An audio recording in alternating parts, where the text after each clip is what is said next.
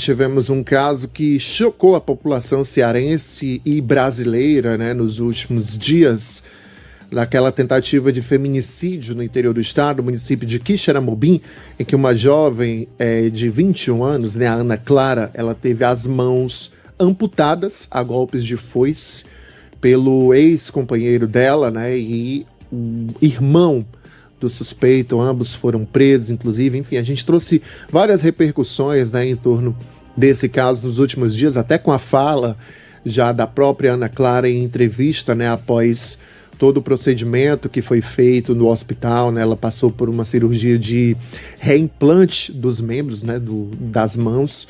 E, enfim, é algo que realmente chocou as pessoas que acompanhavam, né, pela forma como tudo aconteceu, mas que também traz um outro olhar a respeito desse caso, que é, gente, a importância da fisioterapia, né? Porque procedimentos como o que a Ana Clara passou não são raros de acontecer, né, do dia a dia. A gente tem muitas pessoas que passam por cirurgias semelhantes e que precisam de todo um acompanhamento pós-operatório para que as pessoas possam realmente voltar a ter dignidade. E a respeito disso, que nós vamos conversar a partir de agora com o Dr. Jacques Esmeraldo, que é presidente do Conselho Regional de Fisioterapia e também de Terapia Ocupacional da 6ª Região, CREFITO 6. Ele está aqui conosco em nossos estúdios e vai trazer mais informações a respeito desse assunto. Dr. Jacques, boa noite, seja bem-vindo, tudo bem? Boa noite, Alânio, boa noite a todos. Então é isso mesmo, né? A gente teve esse caso de feminicídio, né? Tentativa de feminicídio, bom, que a gente já repudia de cara. Sim. E espero aí que o governo do estado tome as providências com relação a isso. Mas a Ana Clara entrou num momento da vida dela ali de recuperação, que é justamente recuperar os movimentos das cirurgias que foram feitas, né? Sim. Você imagina aí, religar tudo, osso, músculo, Dr. Jacques, tendão. nesses casos, né, que a gente tem aí membros, né, que são partes do corpo bem maiores, esse tipo de reimplante, ele é mais delicado? Como é que funciona, né, esse procedimento? Para quem está nos acompanhando entender. Todo reimplante é delicado, é uma cirurgia muito complexa, né? Então, no caso dela, foram as duas mãos, uma que foi decepada totalmente, a outra quase que totalmente, mas houve desligamento de quase todo o tecido, com exceção da pele, que segurou ainda uma das mãos. E você imagina aí, a gente vai fazer uma reconexão de todos os ossos, de todos os músculos, de todos os tendões, nervos principalmente, que são finos, às vezes, da espessura de um fio de cabelo. Sim. Então você imagina religar tudo isso aí, né? Então, depois que é feita a cirurgia de horas e horas, muito complexa, então os médicos, toda a equipe, foi feita essa religação, né, de veias, artérias, enfim, muitos tecidos ali reconectados, de técnicas diferentes, então cada tecido requer algo diferente, e agora ela entra aí na fase de reabilitação, que é recuperação dos movimentos da mão, a sensibilidade. Então, ela começa a fazer, né, alguns movimentos, ou seja, o sinal de que o impulso elétrico está passando pelo nervo, chegando ao músculo. Então, as articulações aí provavelmente mais preservadas. E a gente tem a questão do pulso, né, que é onde Sim. foi que o corte maior aconteceu. E ali nessa região a gente vai ter que ter o cuidado de não ter aderências. Você imagina ali, quando você cai, né, que rala o joelho, não gera ali uma casca de ferida, que a gente chama aqui no Ceará. Uhum. Então essa casquinha ela também gera por dentro, mas de forma um pouco diferente. Mas só para entender, existe uma cicatrização e uma aderência de tecido muito grande, porque foi uma cirurgia muito complexa. Perfeito. E essa aderência ela tem que ser retirada, né? E a fisioterapia, a terapia ocupacional trabalha muito forte nessas condições. Por quê? Porque se a gente não consegue tirar essa aderência, mesmo que ela consiga a recondução nervosa, movimento, ela fica restrita porque adere e fecha, como se fosse grampeado, né? Então, ela perde o movimento devido somente à restrição ali do local. Porque a gente sabe que está chegando ali impulso elétrico, sensibilidade, movimento, que isso é uma excelente notícia para ela. Então, ela vai ter que ganhar força, ganhando movimento, reconectando aí o cérebro, justamente, novamente, com os movimentos das mãos.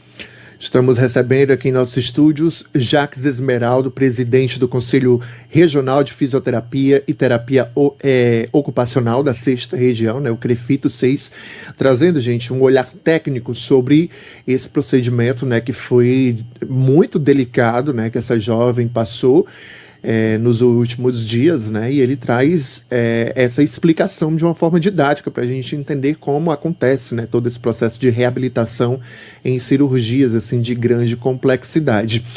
Inclusive, doutor Jacques, ela disse que uma das grandes preocupações, né, ela falou durante a entrevista, em relação à comunicação com a mãe, porque é uma pessoa surda, né, e que precisaria da linguagem de sinais, né, a língua brasileira de sinais, que Libras, que a gente costuma chamar, e aí por conta das mãos ela teria realmente que ter esse trabalho, esse acompanhamento de perto da fisioterapia. Como é que funciona em um caso como esse? Bom, pelo que a gente já tem de notícias de que ela já está fazendo alguns movimentos, então assim, ela tem grandes chances de fazer uma recuperação de 70%, 80%, até 90% aí dos movimentos da mão, ou seja, ela vai conseguir se comunicar de forma bem efetiva com a mãe, aí mesmo com sinais, né, de Libras, para que ela retorne aí à normalidade. Então, trazer toda essa funcionalidade, fazendo com que ela ganhe esses movimentos de forma coordenada, né, porque tem que ser, né, especificamente coordenada,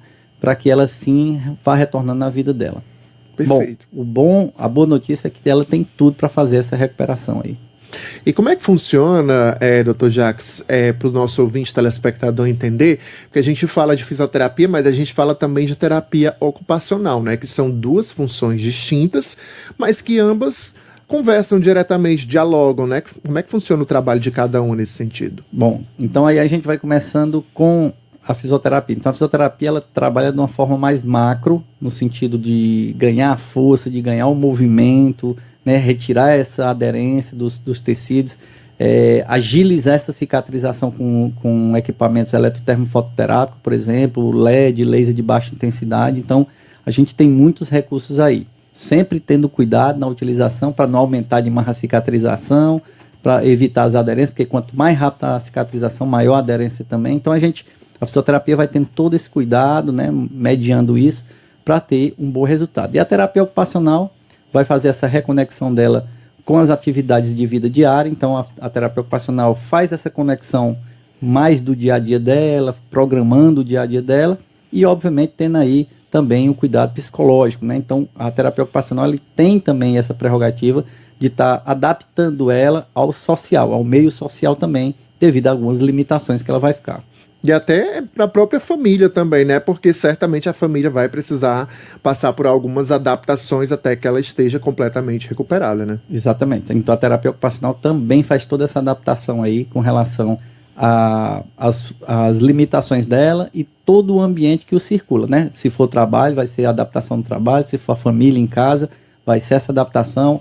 Na universidade, que ela era um estudante também. Então toda essa adaptação aí a terapia ocupacional consegue fazer também. Tá, então, a fala do Dr. Jacques Esmeraldo, presidente do Conselho Regional de Fisioterapia e também de Terapia Ocupacional da 6ª Região, de forma muito didática, muito clara para você que está nos acompanhando, né, nosso ouvinte telespectador, entender como é que funciona aí todo esse trâmite, né, o processo pós-operatório nessas cirurgias aí de um alto grau de complexidade, como foi essa, né, que a Ana Clara passou aí nos últimos dias. Dr. Jacques, muito obrigado pela sua participação. Obrigado, Alan. Até uma próxima.